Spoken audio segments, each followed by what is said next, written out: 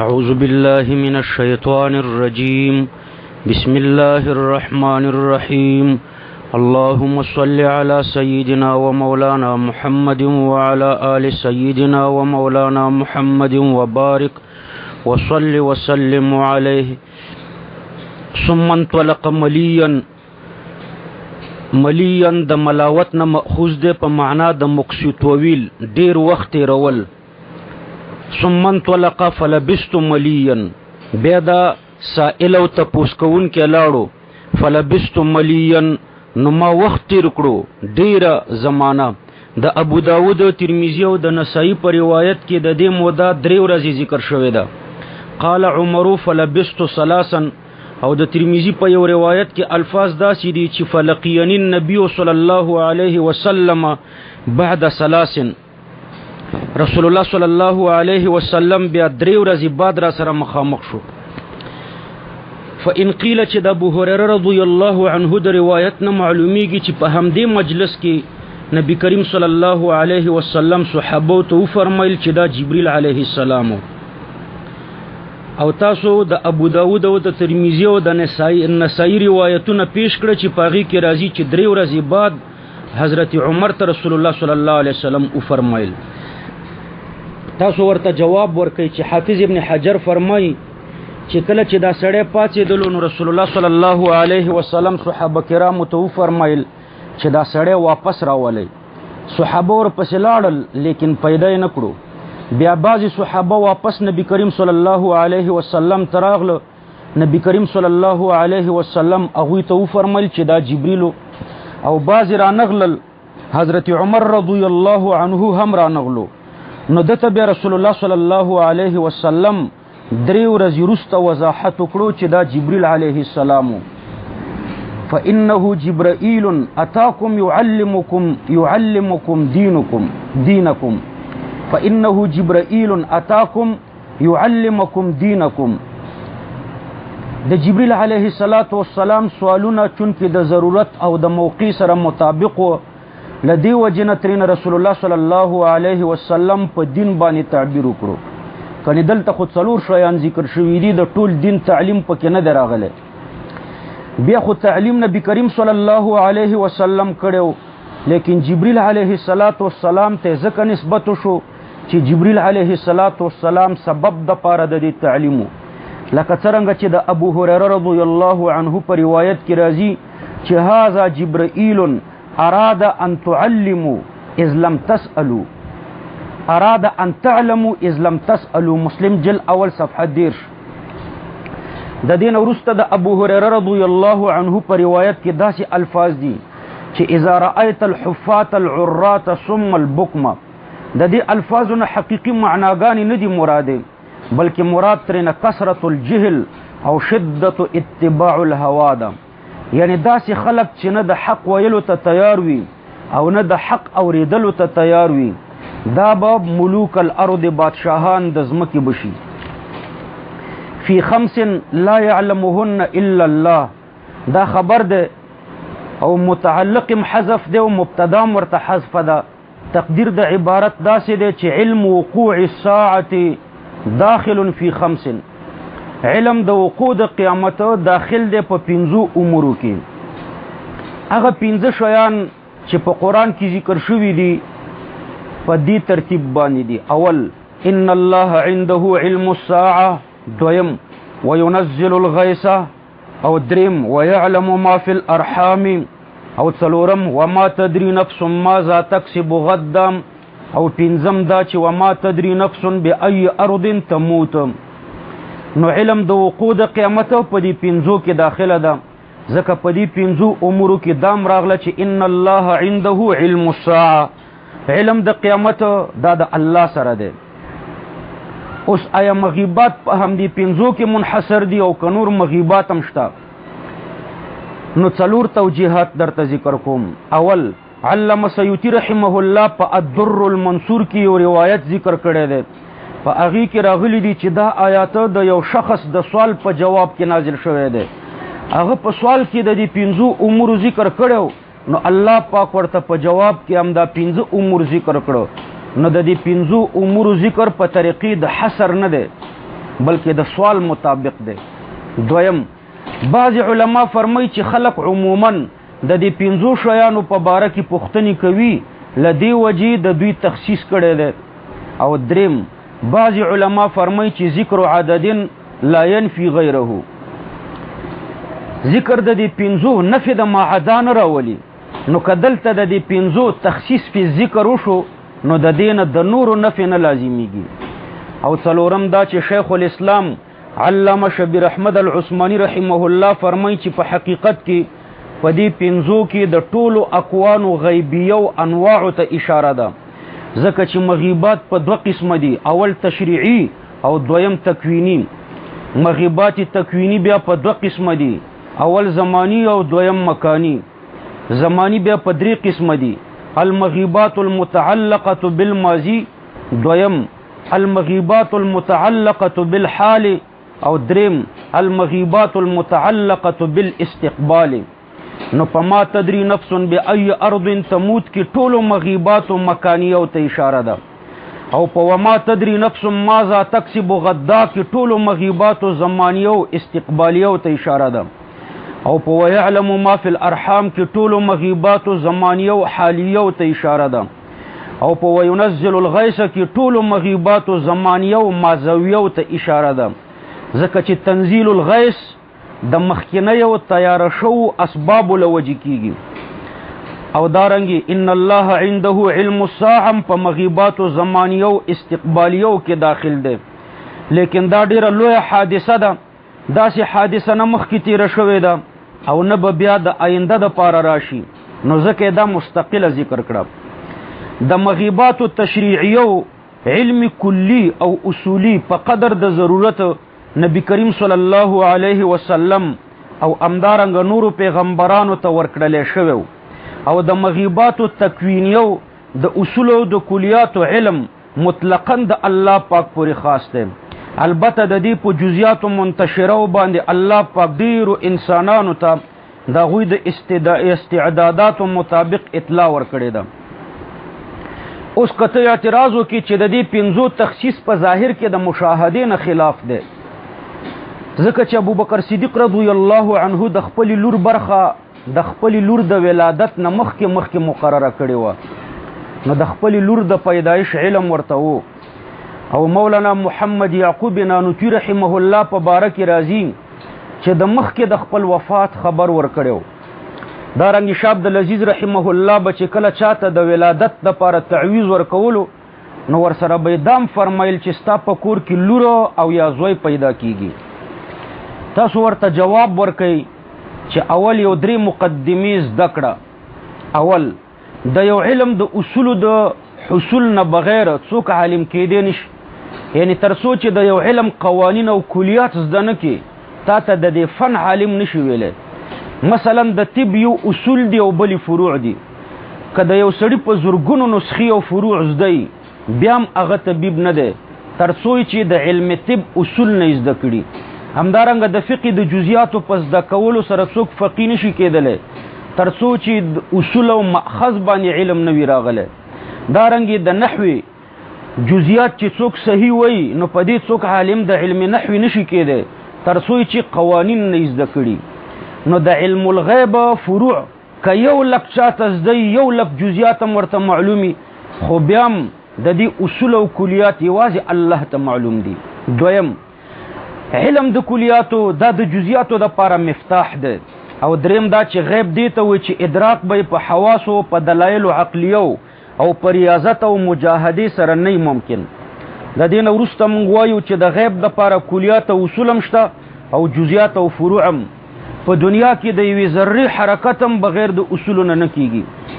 که د یو سړي په لسګونو حملونو باندې علم راشي خو بیا هم دا د جزئیاتو علم دی.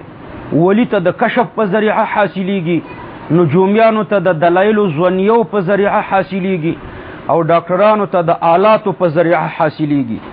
د اصول او د کلیاتو د علم معنا دا ده چې قانون زده کی چې د دې قانون مطابق حمل نارینه دی او د دې بل قانون مطابق حمل زنانه دی، او دا قانون غیر الله ته نه دی معلوم. که یو ډاکټر ووایي چې دا حمل نارینه دی نو که څوک پوښتنه وکړي چې ولې نارینه دی او د کم قانون مطابق نو یقینا چې د دې جواب به بیانوي.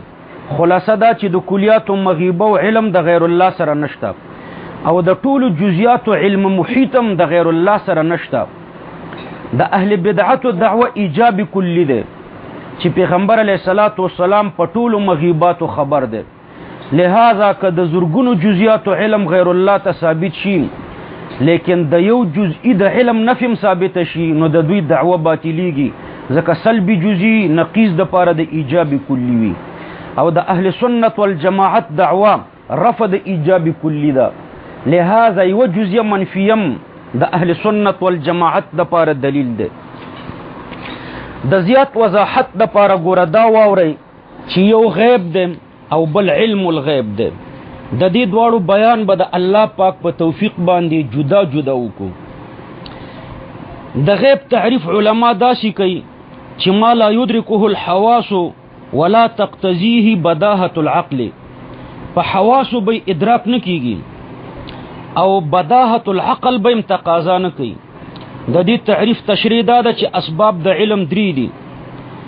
اول حواس سلیمه، دویم عقل، او دریم خبر صادق چې وهم په خبر صادق کې داخله ده.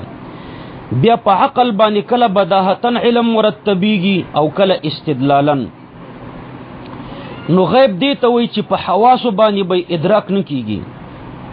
ما لا یدرکه الحواس، د کوم شي ادراک چې د حواسو په ذریعه باندې کیږي هغه غیب نه دی او په دې مدرک باندې علمم علم غیب نه دی.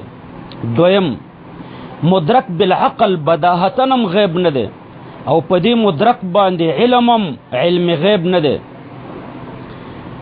ځکه د غیب په تعریف کې داسې راځي چې ما لا یدرکه الحواس ولا تقتضیه بداهة العقل. نو اسباب د علم څلور دي.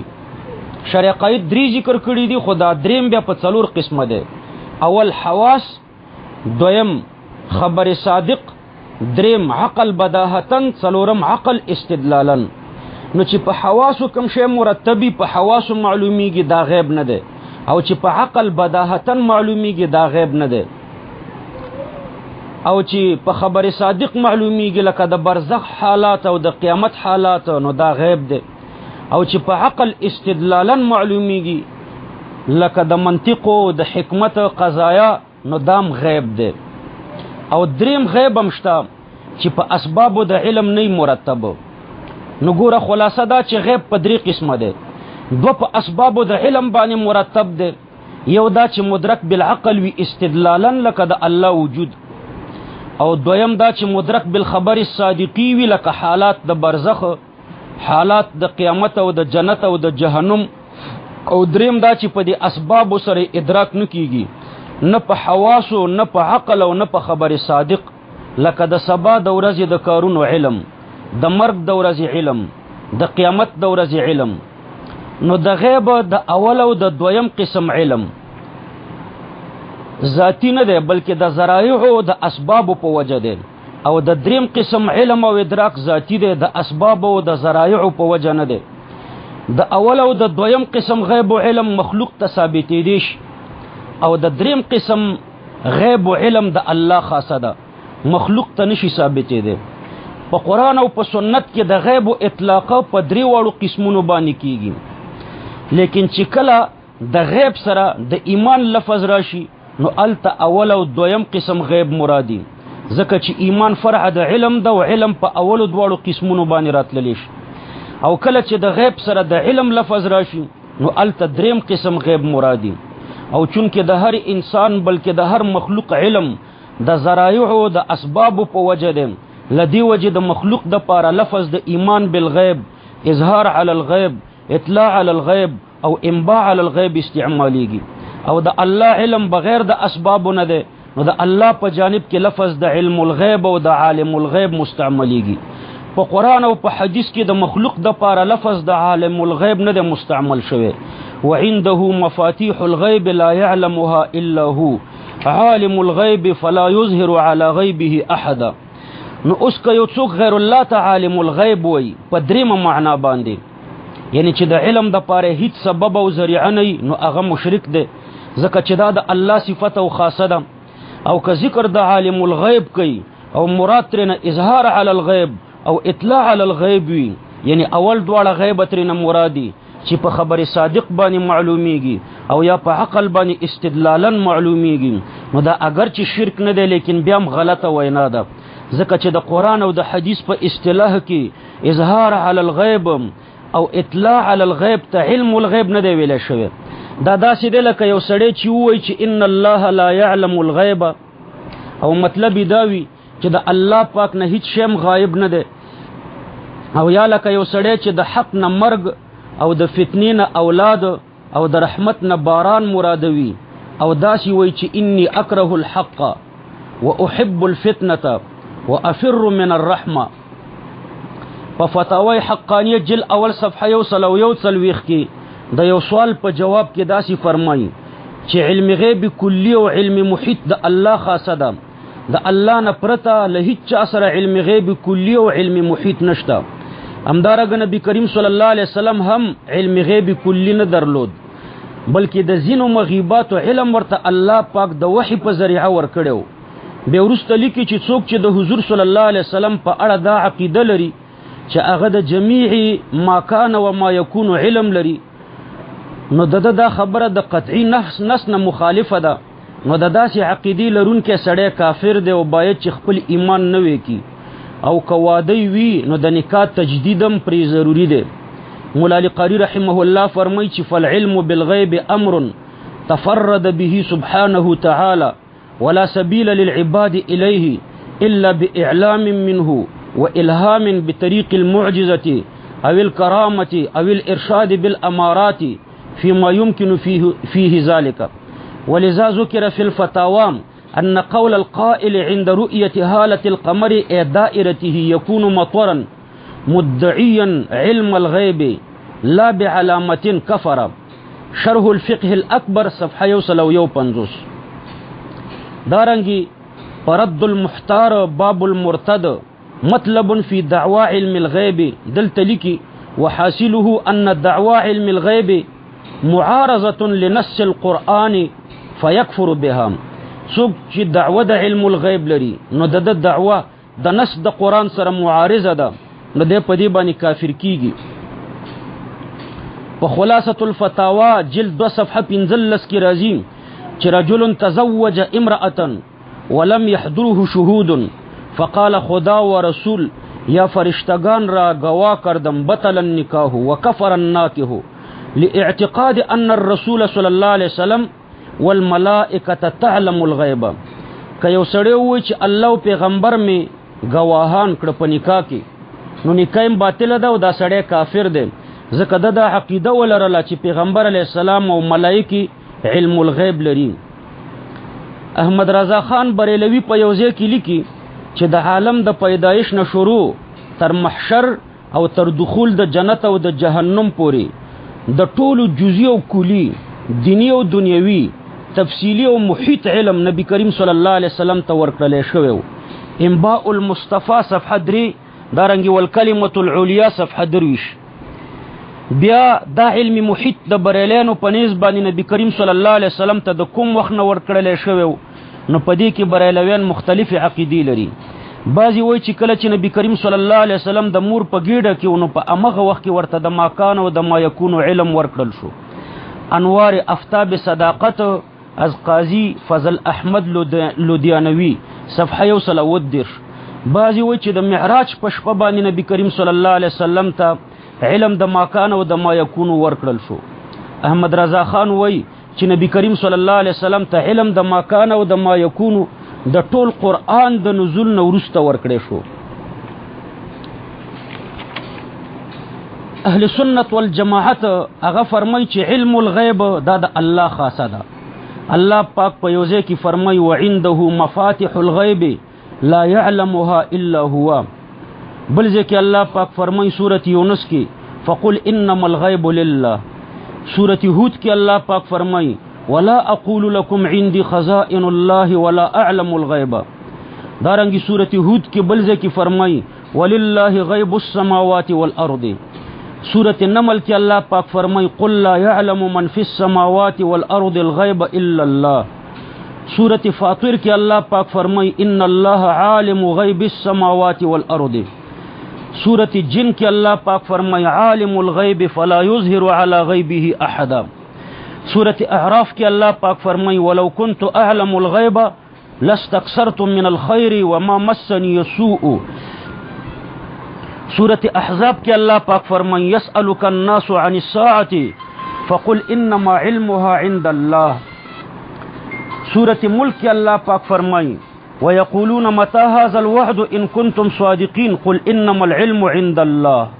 دارنګ الله پاک فرمای ان الله عنده علم الساعه. مفتی احمد یار خان دی ټولو آیتونو ته د خپل ځان نه توجیهات کوي، لیکن د دې توجیهات او حواله بیا نه په کوم صحابي ور کوي او نه په کوم تابعی. او د دعوه دا ده چې نبی کریم صلی الله علیه وسلم ته علم الغیب د ولادت نه مخکې ورتلی شوی. جاء الحق د احمد یار خان صفحه 113. بعضې بریالیان وایي چې په دې آیتونو کې د علم غیب ذاتی نفي ده او نبی کریم صلی الله علیه وسلم ته چې علم د ما کان و ما یکون حاصل دی نو هغه عطوایی دی، د هغې نفي وایي په دې آیتونو کې نشته. نو اول جواب ګوره دا دی چې دا تاویل غلط دی، ځکه چې انباء الغیب او انباء بالغیب ته علم الغیب نشي ویلی. مخکې خو ما د غیب تعریف درته وکړو چې ما لا یدرکه الحواس ولا تقتضیه بداهة العقل. علم الغیب دی ته وایي چې ما لا يقع تحت الحواس ولا تقتضيه بداهة العقل ولم ينصب عليه دلیل. د سبب په ذریعه چې کوم شی حاصل شي هغه علم الغیب نه دی. دویم دا چې الله پاک فرمایي ولو كنت اعلم الغیب لاستكثرت من الخير وما مسني السوء. په دې آیات کې ګوره ولو كنت اعلم الغیب مقدم دی او لاستكثرت من الخير وما مسني السوء دا تالی دی او تالی لازم وي د مقدم سره. دلته تالی استکثار الخير او عدم مسی سوء د مطلق علم الغیب د لوازمونه دی، ذاتی وي او که عطوایی وي. یوازې د علم الغیب ذاتی د لوازمونه نه دی، ځکه چې بیا به معنا دا شي چې کراتلونکي واقعات راته په خپله منکشف شوی وي نو ما ته به تکلیف نه رسېدو، او که الله پاک راته منکشف کړی وي نو بیا به راته تکلیف رسېدلو. همدارنګه په حدیث کې راځي چې انک لا تدري ما احدثوا بعدک. دلتم ترجمه دا ده چې ته نه خبر نه بالذات او نه بالعطوا. په دې کې یوازې د بالذات نفي نه ده، کنه نو نبی کریم صلی الله علیه وسلم به نه فرمایل چې دا زما امت دی. همدارنګه موږ وایو چې نبی کریم صلی الله علیه وسلم فرمایي چې ولا اقول لكم عندي خزائن الله ولا اعلم الغیب. نو بریلیان وایي چې دلته علم غیب یو ذاتی دی او بل عطوایی دی، او دلته ذاتی نفي دی. نو بیا خو وجود هم په دوه قسمه دی، یو ذاتی دی او بل عطوایی دی. نو آیا د ولا اعلم الغیب په شان نبی کریم صلی الله علیه وسلم چرته فرمایلی دي چې لست بموجود، چې مراد نفي د وجود بالذات شي. همدارنګه د نبی کریم صلی الله علیه وسلم رسالت هم عطوایی دی، ذاتی نه دی. نو آیا نبی کریم صلی الله علیه وسلم د ولا اعلم الغیب په شان چرته فرمایلی دي چې لست برسول، چې مراد نفي د رسالت ذاتی وي؟ د دې مسئلې ټول تحقیق زمونږ په کتاب احقاق الحق 4 جلد کې کتلی شي.